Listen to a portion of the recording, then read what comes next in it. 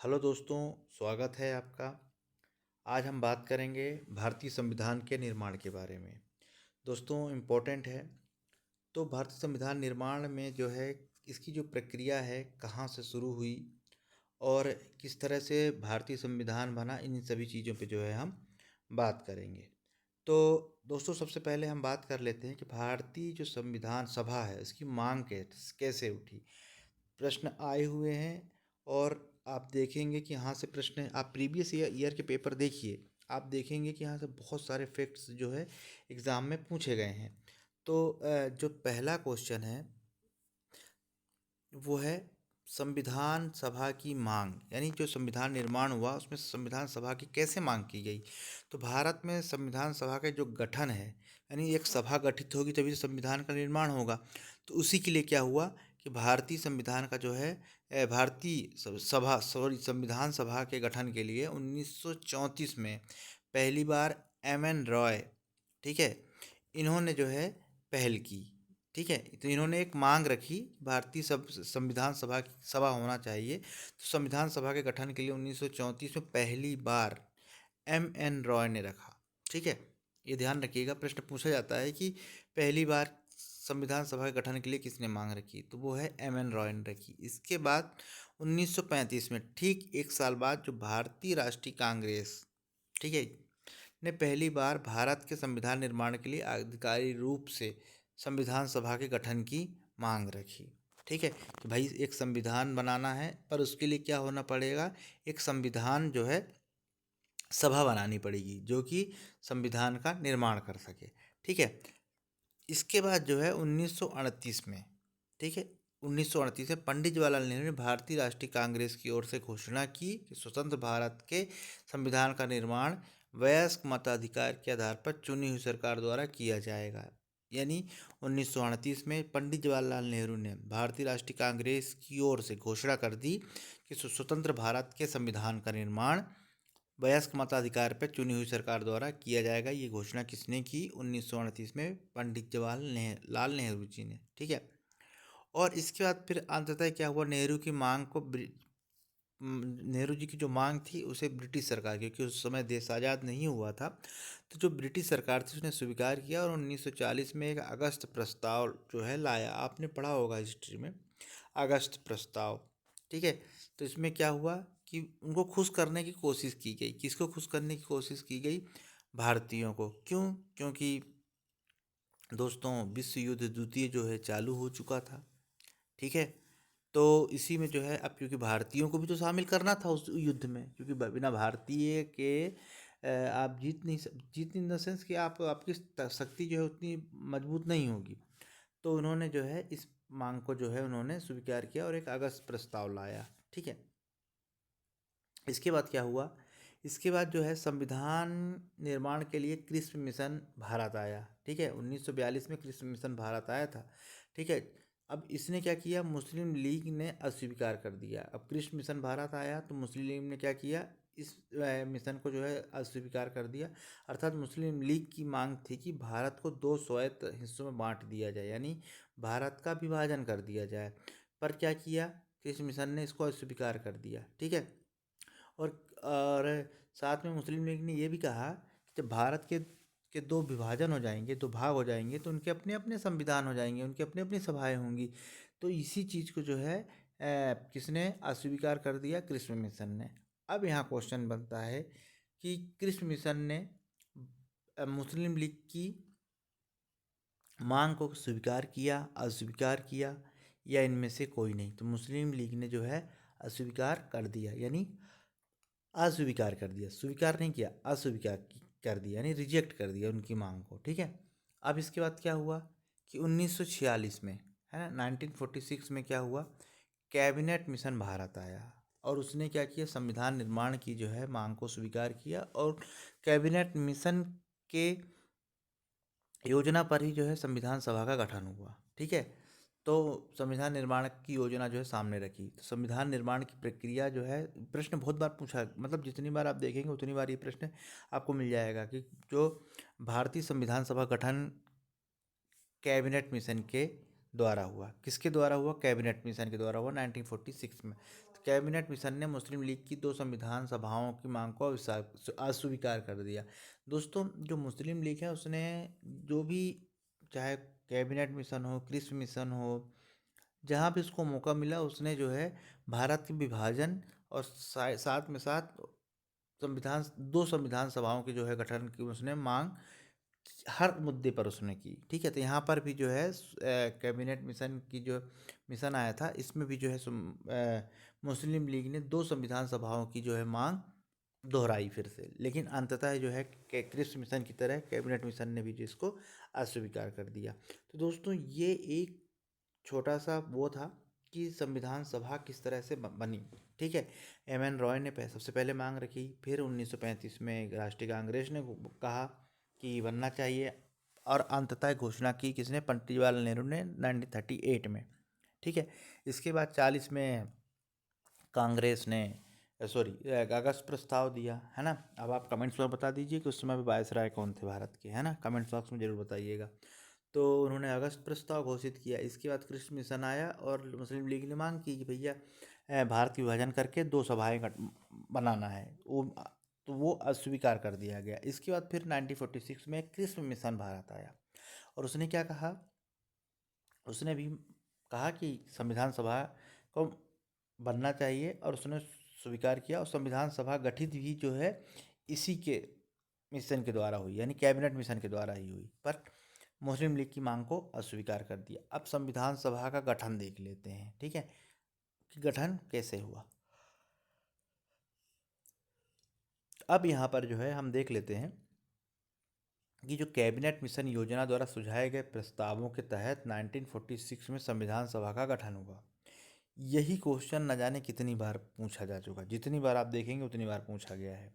ठीक है, तो क्या मतलब हो रहा है कि कैबिनेट मिशन योजना के द्वारा सुझाए गए प्रस्तावों के तहत ही 1946 में संविधान सभा का गठन हुआ। यानी संविधान सभा गठन ना क्रिस्प मिशन के द्वारा हुआ, ना अगस्त प्रस्ताव के द्वारा हुआ, कहा सभी ने, लेकिन फाइनली जो है किसके द्वारा हुआ? कैबिनेट मिशन के द्वारा। ठीक है, अब इसके प्रमुख प्रावधान कौन कौन से हैं, कहाँ कहाँ कैसे इलेक्शन हुआ, कितने मेंबर थे, इन सभी पे जो है अब हम एक एक करके देख लेते हैं। तो दोस्तों, सबसे पहले जो है संविधान सभा का में जो कुल सदस्य संख्या थी 389 थी। ठीक है, जिसमें से 296 सदस्य ब्रिटिश सीटें ब्रिटिश भारत की थी। ब्रिटिश भारत से क्या मतलब हुआ? वह क्षेत्र जिसमें ब्रिटिश सरकार का पूरी तरह से कंट्रोल था, है ना। और 93 सीटें देसी रियासतों को आवंटित की गई। कंट्रोल तो पूरे इंडिया में था, लेकिन रियासतों को छोड़कर जो क्षेत्र था वो था ब्रिटिश भारत कहलाता था। संविधान सभा की कुल सदस्य संख्या 389 थी। 296 ब्रिटिश सीटें ब्रिटिश भारत, और 93 सीटें किसको मिली? रियासतों को। हम अब दोस्तों हम कर क्या रहे हैं? दोस्तों, यहाँ पर जो है हम संविधान सभा गठन कर रहे हैं। ठीक है, कि गठन करेंगे तो कैसे कैसे लोग कहाँ से चुन के आएंगे। ठीक है, वो प्रक्रिया अब हम यहाँ पर देख रहे हैं। ठीक है, अभी हमने मांग की, संविधान सभा की मांग कैसे आई, अब हम देख रहे हैं गठन कैसे हो। अब यहाँ पर जो है थ्री इतना हो गया। इसके बाद ब्रिटिश भारत को आवंटित की गई 296 सीटों में से 292 सदस्यों का चयन 11 गवर्नर के प्रांतों से और 4 का चयन मुख्य आयुक्तों के प्रांतों से किया गया। ठीक है, तो ये 296 पूरे हो गए।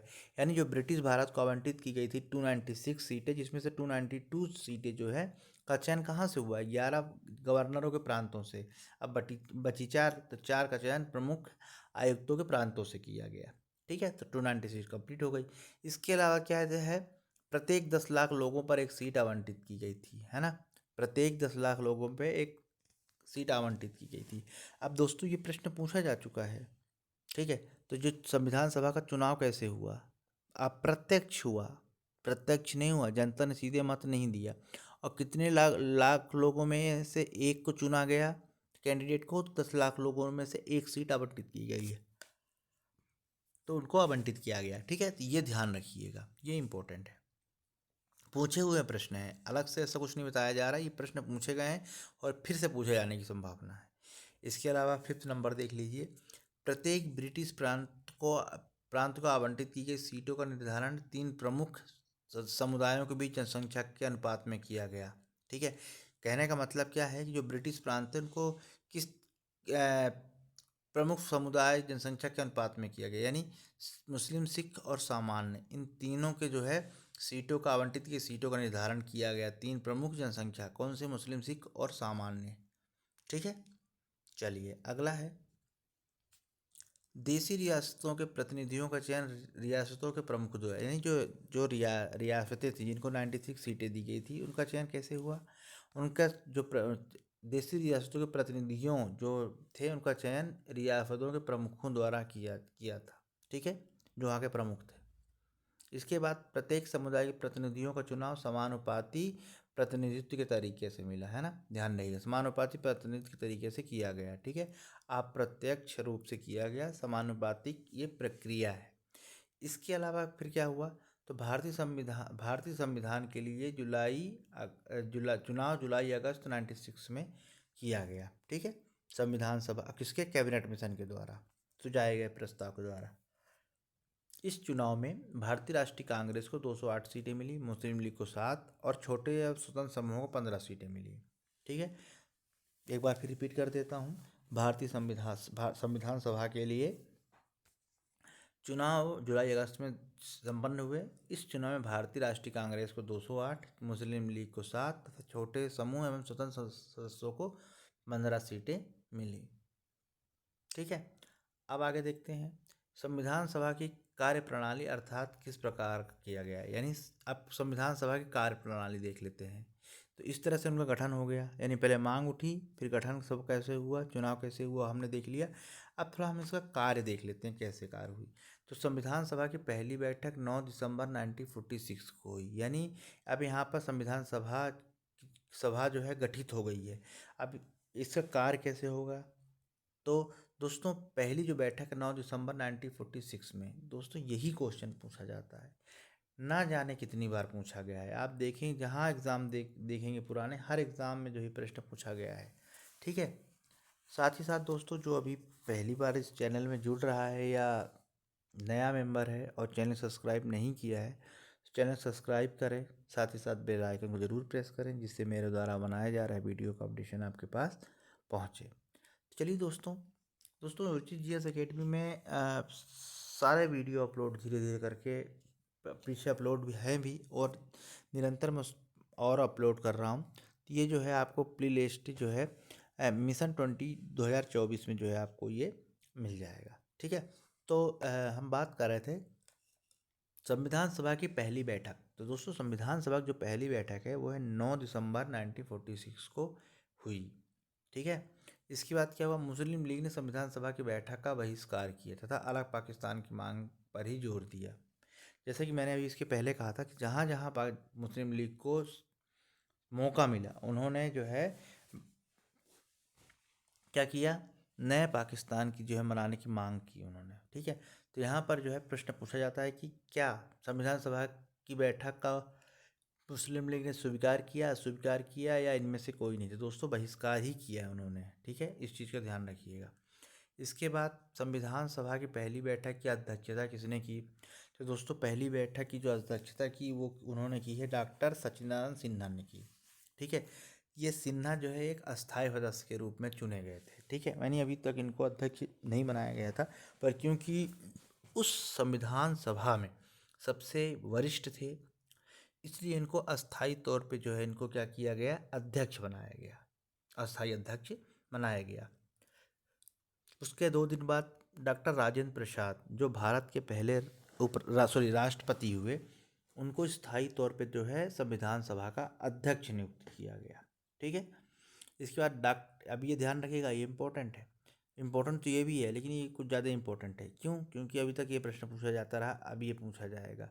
Doctor SC. मुखर्जी तथा वी.टी. कृष्णमाचारी सभा के उपाध्यक्ष हुए, है ना, जैसे अभी लोकसभा में अध्यक्ष हैं, उपाध्यक्ष हैं, ठीक वैसा ही कि डॉक्टर एस.सी. मुखर्जी तथा वी.टी. कृष्णमाचारी क्या हुए? इसके उपाध्यक्ष हुए।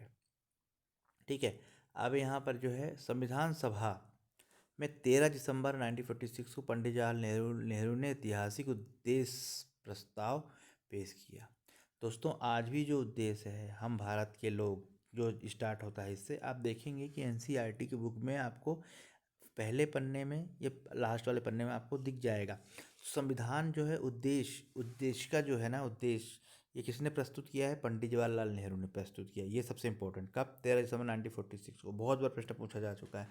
अब जो दोस्तों जो ये उद्देशिका है ना, उद्देश्य प्रस्ताव, ये पूरे संविधान का बखान करती है। ठीक है, हम भारत के लोग हमारे, ठीक है, तो ये पूरे संविधान में जो अंदर पेजें हैं सबको ये बखान ये उद्देशिका ही करती है। यानी जो उद्देशिका है भारतीय संविधान की, ये पूरे संविधान को बताता है। ठीक है, इसलिए बहुत महत्वपूर्ण है।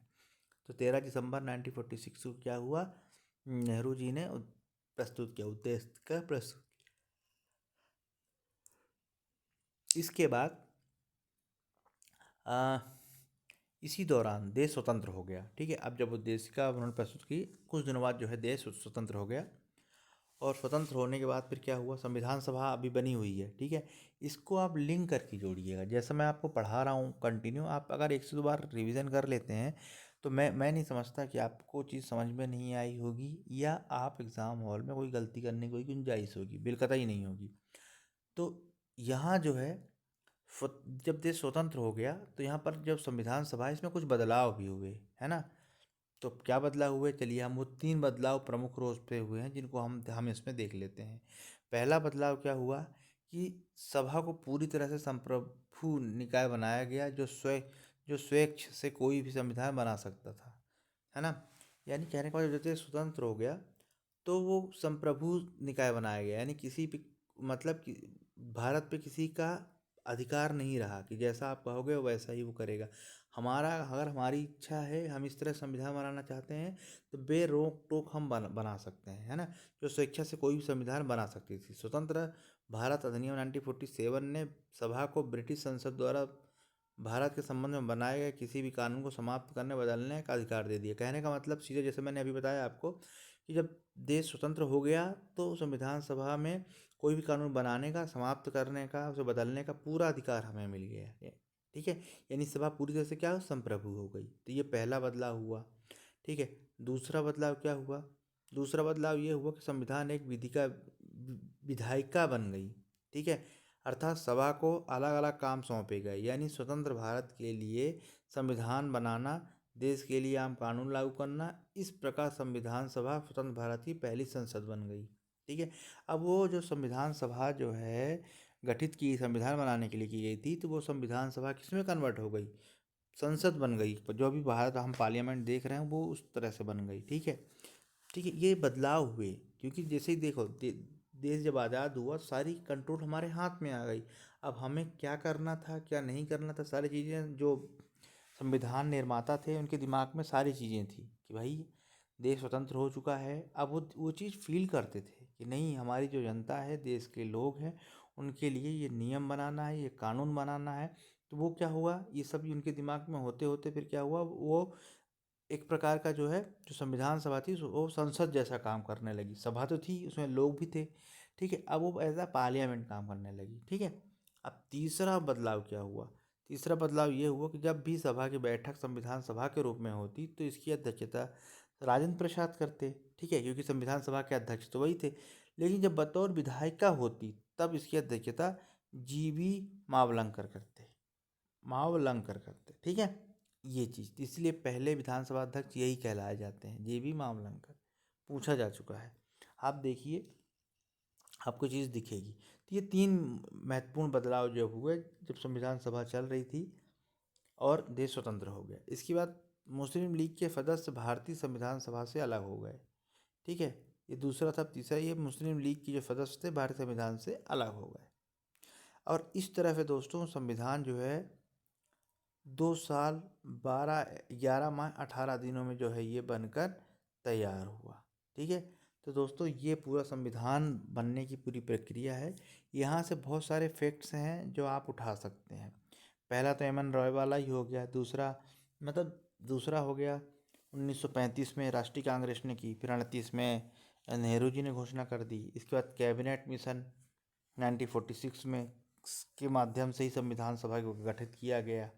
ठीक है, इसके अलावा आप ये भी बता सकते हैं ये कितने सीटें कहाँ से आईं, अप्रत्यक्ष चुनाव हुआ, 10 लाख आबादी से लोग चुने जाते थे।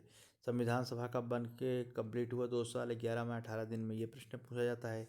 अब एक इम्पोर्टेंट है कि क्या क्रिस्प मिशन ने मुस्लिम लीग की मांग को स्वीकार किया या नहीं, इनमें से कोई नहीं किया, इस टाइप के प्रश्न पूछे जाते हैं, तो ध्यान रखिए अस्वीकार ही किया। इसके बाद जो है भारतीय संविधान जो है फाइनली इतने में बन के तैयार हो गया। अब दोस्तों अगले वीडियो में हम देख लेंगे कि प्रारूप कुछ समितियां बनी, है ना, संविधान बन गया लेकिन यहाँ पर कुछ समितियां भी बनी हैं और कुछ फैक्ट्स हैं, हम देख लेंगे। इसके बाद जो है हम आगे देखेंगे कि भारतीय संविधान की विशेषताएं देखेंगे, क्या विशेषताएं हैं भारतीय संविधान की, ठीक है। कुछ स्रोत हैं, क्योंकि भारतीय संविधान जो बना हुआ है लगभग 60 देशों के संविधान से चर्चा की गई है, ठीक है। उनके संविधान को स्टडी किया हमारे संविधान निर्माताओं ने, अब फिर जाके उसको बनाया है। ये सारी चीज़ें जो है एक एक करके जो है हम पढ़ते रहेंगे, ठीक है। उम्मीद करता हूँ आप लोगों के लिए काफ़ी फ़ायदेमंद होगा। एक सुबह ज़रूर देखिए, वीडियो को ज़्यादा से ज़्यादा शेयर करें, जिससे कि जो है और लोग जुड़ सकें और इसका फ़ायदा ले सकें, ठीक है। तो पढ़ते रहिए। नमस्कार।